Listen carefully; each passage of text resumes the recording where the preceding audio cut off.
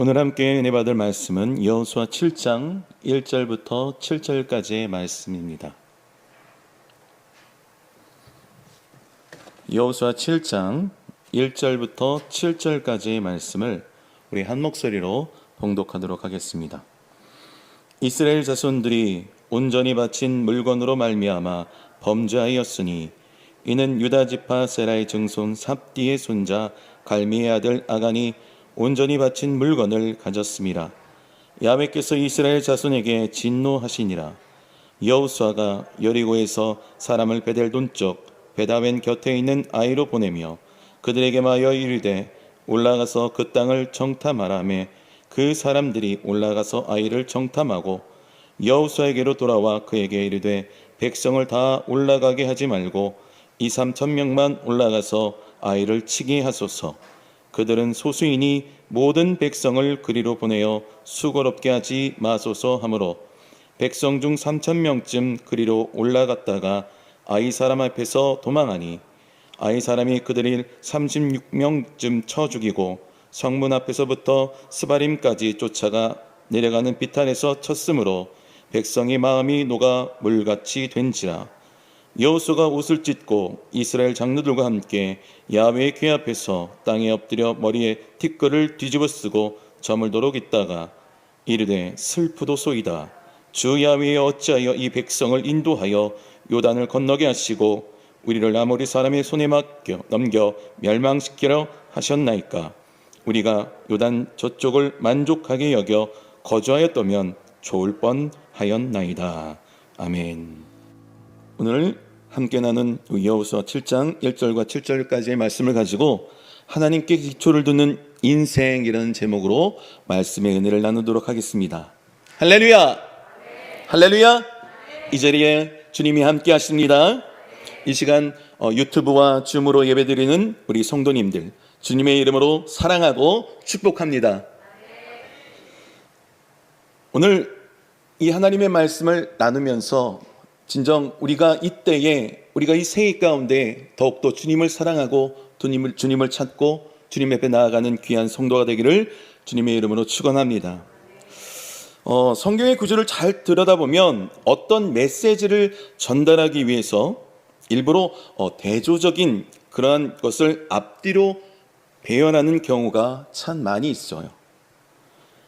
예를 들면 이 요한복음 3장에서 이스라엘의 최고의 지성인인 바로 니고데모가 예수님을 한밤중에 찾아온 사건이 기록되어 있습니다. 그 다음 장 요한복음 4장에는 남편을 5명씩이나 바꾸었던 슬픈 인생을 살았던 사마리아 여인이 등장하게 되죠. 그런데 이 두 사람의 상황과 이들을 대하는 예수님의 태도는 큰 대조를 이루고 있다는 것이죠. 그들이 주님을 만난 시간도 그들의 삶의 모습도 대조를 이루고 있어요. 이 니고데모와의 만남은 조용한 한밤중에 있었던 반면에 이 사마리아 여인과의 만남은 한낮이었습니다. 그리고 니고데모는 이스라엘의 최고의 지성인인 반면에 사마리아 여인은 많은 사람들에게 손가락질 받던 그런 인생을 살았던 사람이었다는 것이죠. 그런데 이렇게 서로 다른 환경에서 다른 삶을 살고 있던 사람들에게 예수님은 서로 다른 반응을 보이십니다. 부족함이 없어 보이는 니고데모에게는 내게 거듭나야겠다라고 말씀하신 반면에 인생의 부족함 투성이었던 이 사마리아 여인에게는 예수님께서 영생을 선물하시죠. 이렇게 성경은 어떤 것을 드러내기 위한 목적으로 일부러 구조적으로 서로 맞대어 메시지를 전하는 것을 볼 수가 있다라는 것이죠. 바로 오늘 본문인 이 여호수아 7장과 이 앞장인 여호수아 6장이 이와 같이 대조를 이루고 있다는 것이죠. 앞장에 있는 이 6장에 참으로 기구한 운명을 가지고 살아온 라합이라는 기생 출신의 여인이 등장합니다. 가나안은 극에 달할 정도의 죄를 먹고 마시고 우상을 섬겼던 도성이었죠. 거기에 이 기생 라합은 식구들을 부양하기 위해서 몸을 팔아서 생계를 책임져야 했던 기구한 운명의 여인이었어요. 그런데 이 여인을 여호수아 6장 25절에는 이렇게 소개합니다. 여호수아가 기생 라합과 그의 아버지의 가족과 그에게 속한 모든 것을 살리셨으므로 그가 오늘까지 이스라엘 중에 거주하였으니 이는 여호수아가 여리고를 청탐하려고 보낸 사자들을 숨겼음이었더라. 이렇게 라합의 이 인생의 말미가 아름답게 끝나서 오늘날까지 아름다운 명성으로 우리에게 회자되는 인물로 소개되고 있다는 것이죠. 그런데 오늘 본문의 7장 스토리의 주인공인 이 아간은 이렇게 끝을 맺고 있어요. 여호수아 7장 25절 26절을 다 같이 한번 읽어보도록 하겠습니다. 여호수아가 이르되 내가 어찌하여 우리를 괴롭게 하였느냐? 야훼께서 오늘 너를 괴롭게 하시리라 하니 온 이스라엘이 그를 돌로 치고 물건들도 돌로 치고 불사르고 그 위에 돌 무더기를 크게 쌓았더니 오늘까지 있더라. 야훼께서 그의 맹렬한 진노를 그치시니 그러므로 그곳 이름을 오늘날까지 아골 골장이라 부르더라.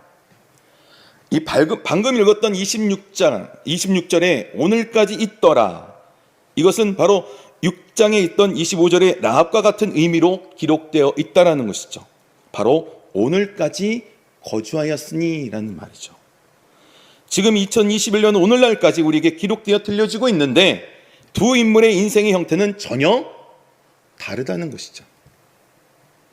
라합의 구원의 소망과 아름다운 생명의 구원자로서 우리에게 소개되고 있는 반면에 아간은 저주와 멸망의 메시지로 우리에게 소개되고 있다라는 것이죠. 그러므로 우리는 아간 같은 인생의 끝을 맺어야 할지 아니면 라합 같은 인생의 끝을 맺어야 할지 선택을 잘 해야 한다는 것입니다. 이 두 인물을 좀 더 비교해 보면 이 라합은 이방의 우상 문화 속에서 멸망, 저주, 서름, 비통한 인생을 떨쳐내지 못해서 끌어안고 살다가 하나님에 대한 소문을 들었어요. 그리고 하나님의 백성들을 영접해서 구원을 얻고 영광스럽고 복된 인생을 살게 되었다는 것입니다. 그런데 이와 반대로 아간은 어떤 인물입니까? 본문의 7장 1절에 보면 그의 족보와 함께 이렇게 소개되고 있습니다. 이스라엘 자손들이 온전히 바친 물건으로 말미암아 범죄하였으니 이는 유다 지파 세라의 증손 삽디의 손자 갈미의 아들 아간이 온전히 바친 물건을 가졌음이라. 야훼께서 이스라엘 자손에게 진노하시니라. 여기서 아간은 바로 유다 지파예요.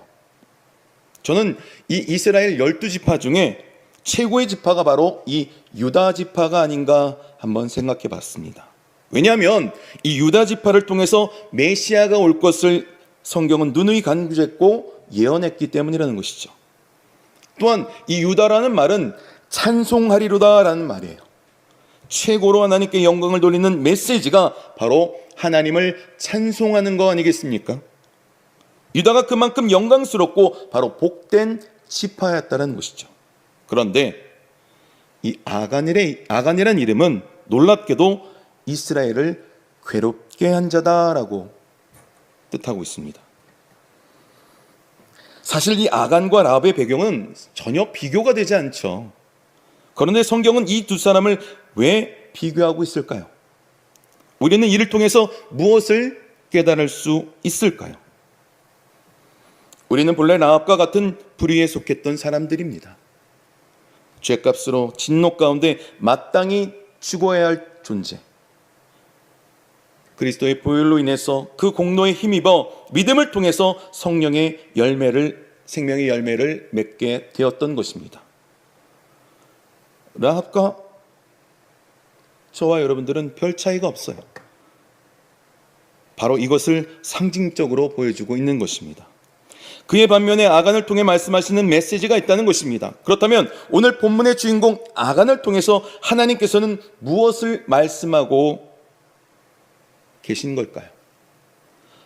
본문 1절에 이스라엘 자손들이 온전히 바친 물건으로 말미암아 범죄하였으니 라고 말씀합니다. 여기서 아간이 지은 죄는 하나님의 물건을 도둑질한 죄로 인해서 아골골짜기 돌무더기에서 죽었다라고 생각할 수도 있어요. 하지만 하나님은 단지 이 도둑질한 것 때문에 엄하게 벌하시는 분이 아니라는 것이죠.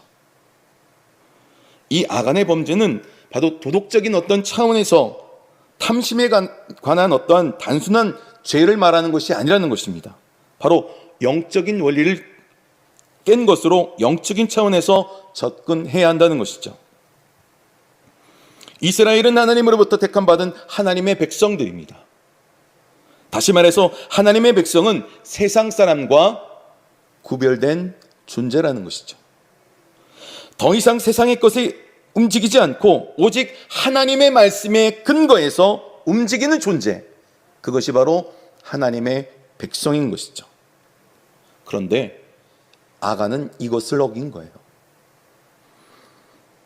아간이 저지른 범죄는 단순한 도둑질이 아니었어요. 바로 이 구원의 메시지를 깨버린 것입니다. 그것은 예수 그리스도를 십자가에서 2번 죽인 것 같은 똑같은 사건을 저지른 것이나 다름이 없다라는 것이죠. 오늘 말씀의 제목이 무엇입니까? 하나님께 기초를 두는 인생이에요. 그렇다면 2021년 새해에 인생의 기초를 어디다 두어야 할까요? 우리 그리스도인에게 있어서는 이 사건이 매우 중요하다는 것입니다. 사실 우리 일상 가운데나 직장생활 가운데 우리가 같은 언어로 이야기하기 때문에 서로의 말이 잘 통합니다. 하지만 인생의 목적이나 가치, 철학, 이념적 차원에서 이야기할 때는 서로 같은 말을 한다 할지라도 통하지 않는 경우가 있다는 것이죠. 특히 엄밀히 말해서 그리스도인 생명이 없는 사람들과 이야기할 때는 전혀 말이 통하지 않음을 우리는 경험하게 된다는 것이죠. 이것은 단순한 언어가 같다고 통하는 문제가 아닙니다. 인생의 기초를 어디에 두느냐 하는 근본적인 바로 문제라는 것이죠. 본문 2절과 3절 말씀을 보도록 합시다. 여호수아가 여리고에서 사람을 베델 동쪽 베냐민 곁에 있는 아이로 보내며 그들에게 말하여 이르되 올라가서 그 땅을 청탐하라 하며 그 사람들이 올라가서 아이를 청탐하고 여호수아에게로 돌아와 그에게 이르되 백성을 다 올라가게 하지 말고 2-3천 명만 올라가서 아이를 치게 하소서. 그들은 소수이니 모든 백성들을 그리로 보내어 수고롭게 하지 마소서 하므로. 이 말씀을 통해 우리는 예수 그리스도에게 그 기초를 두지 않은 인생은 무엇을 의존하게 되는지를 깨닫게 된다는 것이죠. 말씀을 자세히 보면 범죄한 후에 이스라엘 백성은 이 수의 가치에 의존하는 것을 볼 수가 있습니다. 이 하나님의 은혜로 허락하신 이 여리고성의 승리를 거기에 너무 도취됐어요. 그래서 이스라엘 백성들이 아이성을 보니 여리고성과는 비교도 안 되고 작은 성이었다는 것이죠. 너무나도 약해 보였어요. 그래서 이 군대가 다 갈 필요가 없을 것처럼 단순히 수의 개념으로 생각을 했다라는 것이죠. 이것은 바로 세상의 힘의 논리에 기초를 두었다는 것입니다. 하나님이 가장 싫어하는 것, 그것은 우리가 세상의 힘의 논리에 의존하는 것이라는 것이죠. 지금 우리의 현실과 별 다를 바가 없다는 것입니다. 우리가 믿음이 충만하고 열심히 하나님의 부르짖고 순복음의 깃발을 들고 십자가의 깃발을 들고 나아갈 때 얼마나 열정적이고 무서운 것이 없었습니까? 얼마나 당당했어요. 하지만 세상의 힘의 논리에 의지하나 보니 우리의 믿음이 약해지고 점점 초라해지고 수의 개념으로 세상의 지식과 경험으로 세상을 바라보고 믿음의 생활을 하고 있는 우리의 모습을 보게 된다는 것입니다. 하나님의 공동체, 영적인 공동체, 다시 말해서 우리가 섬기는 교회는 상대가 많든 적든 우리가 많든 적든 아무런 상관이 없다는 것을 믿으시길 주님의 이름으로 축원합니다. 딱 한 가지 원리만 통할 뿐이에요. 그것이 무엇입니까? 바로 그것은 전적으로 하나님의 은혜로 되는 싸움인가 하는 것입니다. 분명히 여리고의 승리는 이스라엘 자신들의 힘으로 얻지 않았어요. 전적으로 하나님의 은혜로 무너뜨려지고 승리를 거뒀음에도 불구하고 아이성 전쟁은 수의 논리로 접근했다는 것이죠. 저는 오늘 말씀을 묵상하면서 과연 우리가 하나님 앞에 서는 날까지 하나님께서 우리에게 진정으로 원하는 것이 무엇일까 한번 생각해 봤습니다. 물론 도덕적으로 깨끗하고 흠이 없게 사는 것 매우 중요합니다. 그런데 그것보다 더 높은 가치가 있다는 것을 기억하시길 바랍니다. 그것은 우리는 살아갈수록 바로 예수 그리스도를 의지하는 싸움을 해야 한다는 것이죠. 바로 하나님의 말씀에 기초두는 인생으로 살아가야 한다는 것을 믿으시길 바랍니다. 상대가 가진 것이 얼마가 되고 내가 가진 것이 얼마가 되는지가 중요하지 않는다는 것입니다. 전쟁터와 같은 매일의 삶 속에서 우리가 정말 싸워야 할 것은 바로 하나님께 기초를 두고 있는가, 내가 진정 하나님의 말씀 가운데 있는가, 세상 의지하지 않고 세상 바라보지 않고 내가 주님을 바라보고 주님을 찾고 있는가, 그것이 바로 하나님이 원하시는 삶임을 기억하시길 주님의 이름으로 축원드립니다. 아일랜드의 세계적인 극작가였던 이 버나드 쇼의 무비에 이런 글이 적혀 있다고 합니다. 우물쭈물하다가 내 이렇게 될 줄 알았다. 이 묘비의 글은 1950년 95세 나이에 임종을 앞두고 그가 직접 남긴 글이라는 것입니다. 버나드의 죽음이 임박하자 인생을 뒤돌아보는데 주체할 수 없는 후회가 몰려왔다는 거예요. 잘 살고 싶었는데 그렇지 못했다는 후회하면서 인생을 마감했던 것입니다. 아직도 말씀을 듣고 있지만 어떤 길을 선택해야 할지 우물쭈물 계신 것은 아닙니까? 무엇을 찾으며 사셨습니까? 무엇으로 기뻐하셨습니까? 무엇을 사랑하셨습니까? 무엇을 바라보셨습니까? 우리는 그리스도의 보혈로 구원받은 소중한 하나님의 자녀임을 결코 잊어서는 안 된다는 것입니다. 그러므로 마땅히 하나님을 선택하는 자가 되어야 될 줄 믿습니다. 뿐만 아니라 주님을 찾는 자가 되어야 될 줄 믿습니다. 그리고 주를 바라보며 언제나 하나님만으로 기쁨이 넘치고 하나님께 기초를 두는 인생을 살아가야 할 것입니다. 오늘 우리가 어렵고 힘들다 할지라도 낙심하지 말 것은 우리는 하나님을 믿는 믿음의 사람이라는 것입니다. 절대 절망 상황 가운데서도 낙심하지 않고 다시 서로 일어설 수 있는 것은 내 힘이 아니라 바로 하나님이 힘이 임한 것을 믿으시길 주님의 이름으로 축원합니다. 제가 1월 1일 날 언택트 온라인 예배를 드리기 위해서 저희 집에서 교회까지 아침의 길을 달려왔어요. 저는 항상 내부순환도를 타고 오는데 내부순환도를 타고 오려면 이 성산대교를 항상 건너야 합니다. 1월 1일이고 아침이고 또 휴일이기 때문에 그닥 차가 많지가 않았기 때문에 새벽같이 나오진 않고 아침 조금 일찍 나왔어요. 근데 성산대교 초입에 차가 막히는 거예요. 그래서 어찌된 일인가 하고 왜 그러지? 오늘 휴일이고 첫날인데 굳이 이 길이 막힐까라고 생각하면서 운전하고 가다 보니까 성산대교를 막 이제 지나고 가려 하니 차선 끝 차선에 차들이 쭉 서 있는 거예요. 왜 저 차들이 서 있을까? 사고 났나? 하고 유심히 이렇게 봤는데 모두 다 그 차선들을 다 막고 사람들이 내려서 떠오른 태양을 사진기로 찍고 있는 거예요. 저 모습을 보면서 아니 새해 첫날 첫 해는 뭔가 특별한가? 특별한 의미 때문에 저 태양을 사진기에 담는 것일까? 하면서 참 한심하다라는 생각을 했어요. 아니 2020년 12월 1일 해나 2021년 1월 1일 해나 다 똑같은 해인데 1월 1일이라고 해서 그 태양이 강렬하고 더 빛이 나고 더 어떤 특별한가? 왜 굳이 1월 1일 날 그렇게 사진기를 들고 차선을 막아가면서 해를 찍으려고 하지? 참 무지한 사람이다라고 생각했습니다. 그런데 그 생각을 하고 제가 성산대교에서 내부선을 달려 올라가는데 갑자기 뒤통수에 탁 얻어맞는 것처럼 생각이 들었어요.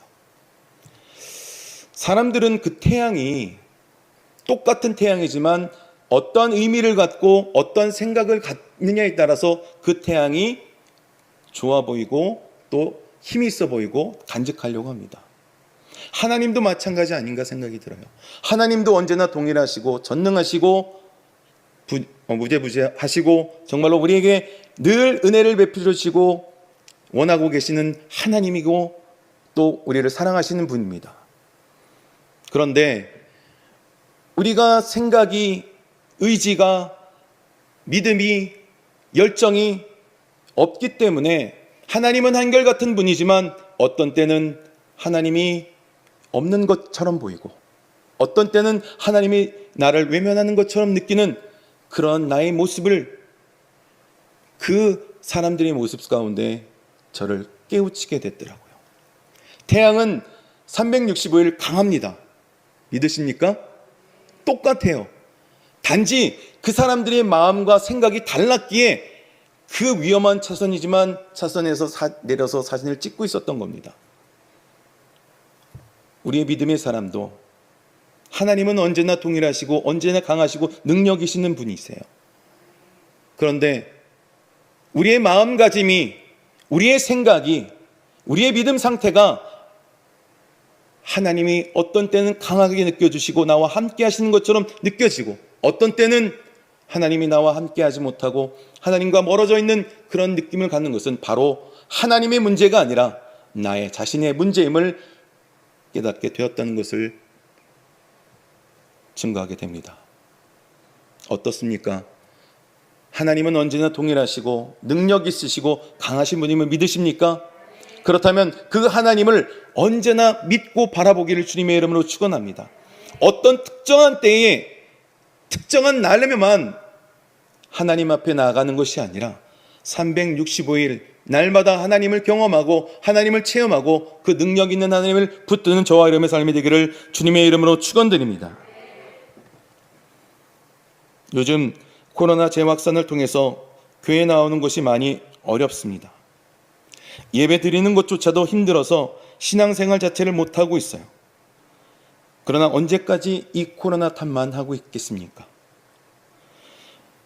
2020년 2월에 우리는 처음으로 코로나라는 질병을 경험하게 됐어요. 어려움을 당했습니다. 처음이라 대처할 방법도 몰랐고 매뉴얼도 없었습니다. 그래서 당황했고 무서웠고 어찌할지 도무지 알 수 없었습니다. 하지만 현재 우리는 코로나를 1년이나 경험했어요. 여러 가지 대처 방안을 통해서 실천해 왔습니다. 잘해 왔어요. 그런데 언제까지 주저하고 계실 건가요? 나라의 법을 어기면서 나의 신앙을 지키자는 것이 아닙니다. 예방을 법으로 생활 거리두기, 손 씻기, 마스크가 있듯이 이 코로나 시기에 우리가 신앙을 지켜야 할 방법들을 우리 순복음 도병교회가 또 담임 목사님께서 우리 교육자들이 여러 방면으로 제시하고 노력하고 있습니다. 유튜브로 라이브톡, 그룹콜, 줌, 언택 특성회 등 여러 가지 방법으로 여러분의 신앙을 또한 우리의 신앙을 지키려고 노력하고 있습니다. 그런데 현재 우리의 모습은 어떻습니까? 고린도후서 4장 8절에서 10절에 이렇게 말씀합니다. 우리가 사방으로 우겨싸움을 당하여도 쌓이지 아니하며 답답한 일을 당하여도 낙심하지 아니하며 박해를 받아도 버림받지 아니하며 꺾구림트림을 당하여도 망하지 아니하고 우리가 항상 예수의 죽음으로 몸에 짊어짐은 예수의 생명이 또한 우리 몸에 나타나게 하려 함이라. 우리가 주님을 선택할 때에 주님께서는 우리에게 능력을 주십니다. 주님께서 우리가 모든 어려움을 이기게 만들어 주심을 믿으시길 바랍니다. 우리는 스스로 문제를 해결할 수 없어요. 우리는 스스로 여리고성이나 아이성을 넘을 수가 없습니다. 그러나 우리가 할 수 없어도 내 힘으론 부족해도 주님 안에 있으면 가능하다는 것을 믿으시길 바랍니다. 말씀을 마무리합니다. 사랑하는 성도 여러분, 우리가 아간이 될지 라합이 될지는 저와 여러분들의 선택에 달려있다는 것이죠.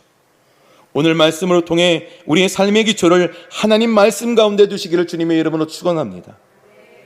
그래서 코로나의 싸움에서, 우리가 하나님 앞에 서는 날까지 날마다 승리하며 나가는 귀한 삶이 되기를 주님의 이름으로 축원합니다. 기도하겠습니다. 주님, 우리가 하나님께 기초를 둔 인생으로 살아가기를 원합니다.